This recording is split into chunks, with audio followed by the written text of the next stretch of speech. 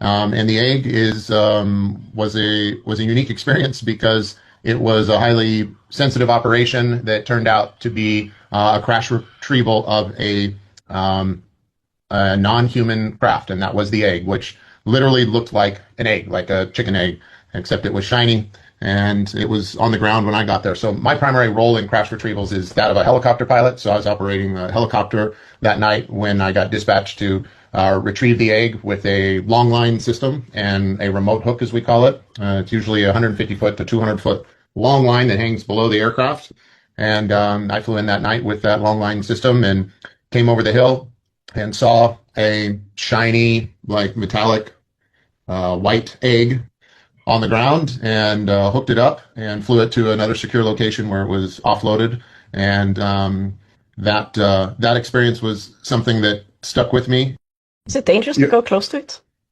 Is it dangerous? Well, some there are records within the crash retrieval program of there being side effects or medical conditions associated with those who have recovered craft from the ground or even in the air. I'm one of those myself.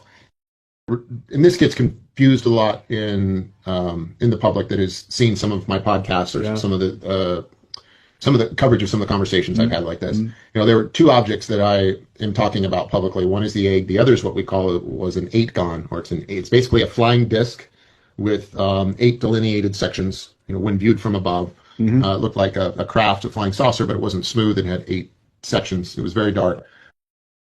And by the time I was over the object, flying, trying to lift it off the ground, I was in tears. I didn't know if I thought maybe someone had drugged me, or I was having an emotional breakdown of some kind from distress, cortisol.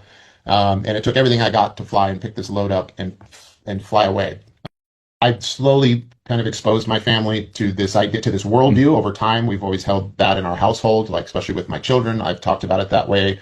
And so I think they're oriented, at least within my household and my circle of friends, they are oriented towards this becoming a reality, but they didn't know the extent to which I was involved.